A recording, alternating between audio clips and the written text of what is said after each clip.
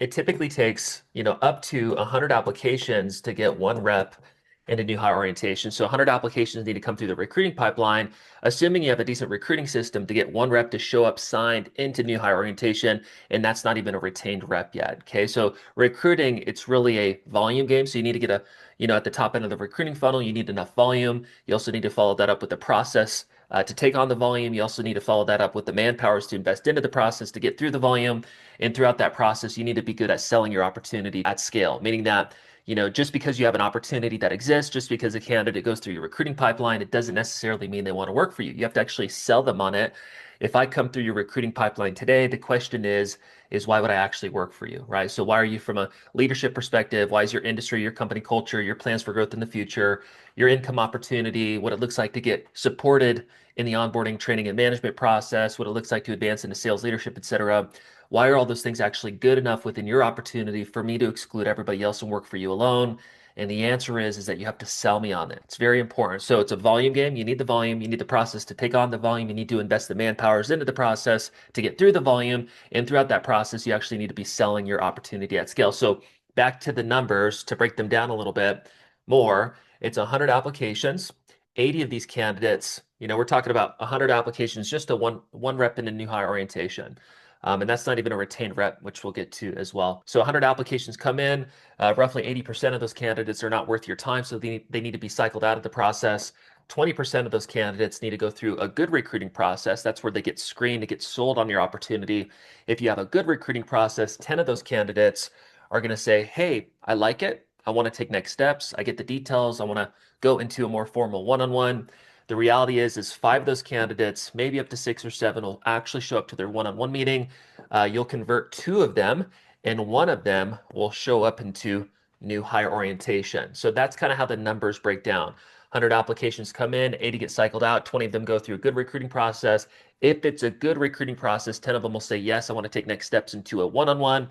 Five of them will show, two of them will verbally commit, one of them will sign their agreement and show up to new hire orientation. Now, the first challenge outside of just understanding the math is the time investment associated with this. So you're looking at 10 to 15 hours in leadership time, in recruiting time to get through 100 applications and to go through that volume process to get the one person to show up to new hire orientation. So right there, just to get the one body into new hire orientation, you're looking at a 10 and up to 15-hour time investment in recruiting. Where it gets more frustrating or more challenging is, and you probably know this, but it's not just recruit one rep and get one person retained and scaled up into sales production. If you have a commission-based sales opportunity, or if you want to build a commission-based sales program, which is probably why you're here, 95% of our clients are all commission opportunities. It's important for you to understand that it's not recruit one, get one. Most likely, if you have a all commission opportunity, you need to actually get three, four, maybe up to five reps into the new hire orientation before you actually get what you want, which is at least one rep producing at quota. And if you don't have your quota defined, which would be really common for companies under 5 million, then just think about kind of the bare minimum expectation annually that you would assume for a sales rep. That's kind of like, think about that as your quota. So if it's 500K annually as the bare minimum, if a rep is doing kind of what you expect, although the opportunity allows for that, if that's hypothetically the minimum, that's kind of what I mean by quota.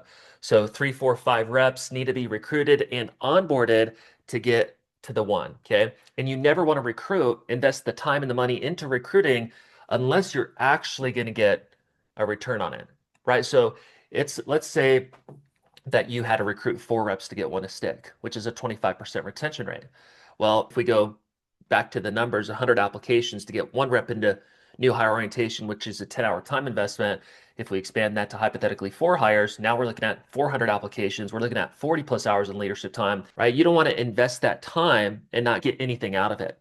Meaning that most small business owners, they may not know how to recruit the volume that they need, and they'll recruit whatever, four reps over 4 months.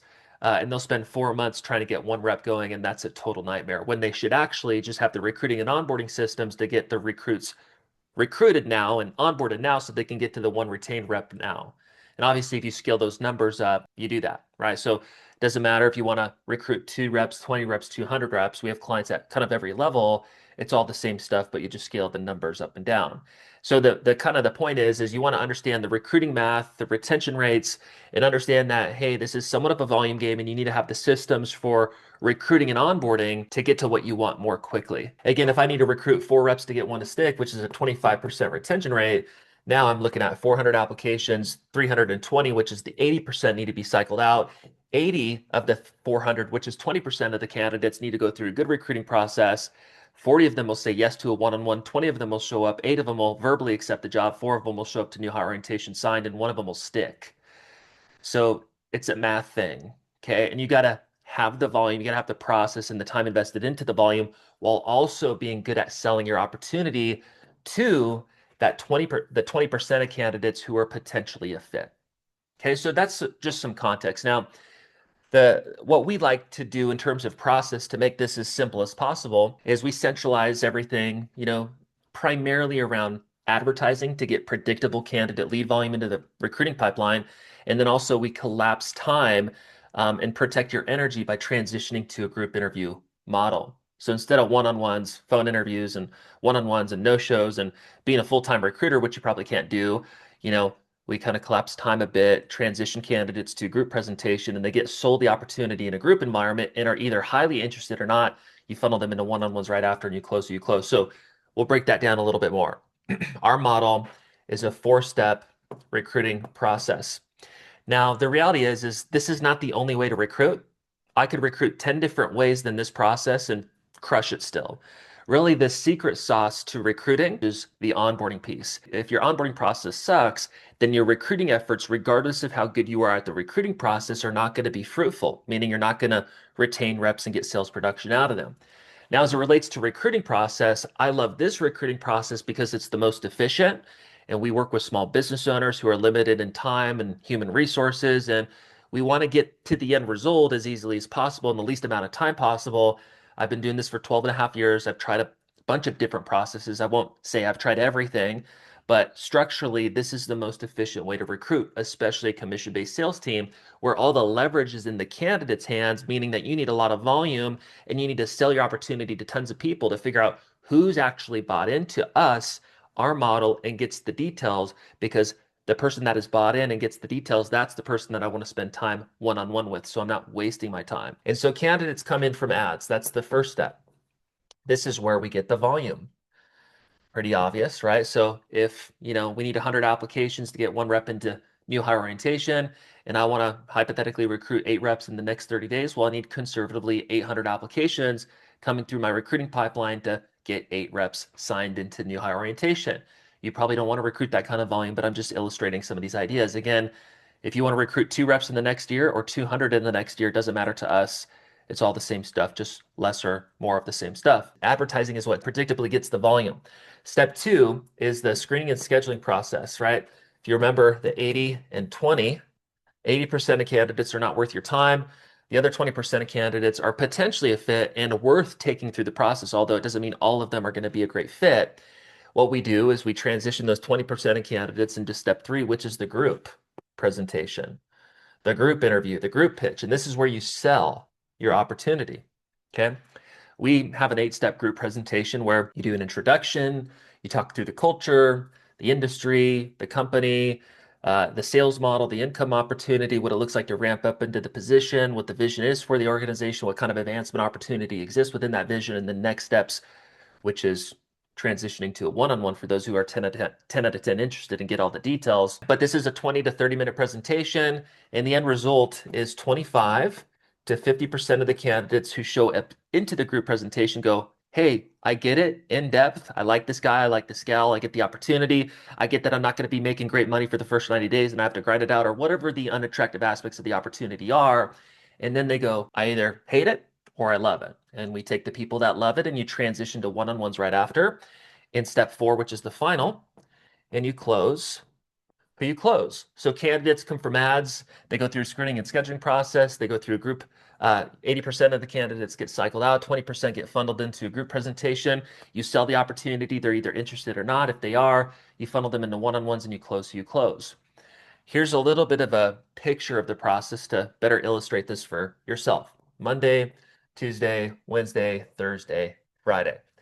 Our typical client, and when I say we recruit over 1,000 commission-based sales reps per month, we have tons of clients all over the country, different sales models running this schedule specifically. Some of them recruit much higher volumes than the examples that I'll give you today. So we have clients that recruit 20, 50, 100 commission-based sales reps per month. You guys probably don't want to do that. Most people on this call probably just want like 1, 2, 3, 4, 5 reps, and that's going to be a game changer for you. Again, we don't care, but this is to illustrate typically what it looks like. Our usual client is doing a couple group interviews weekly and 5 to 10 final interviews weekly. Okay.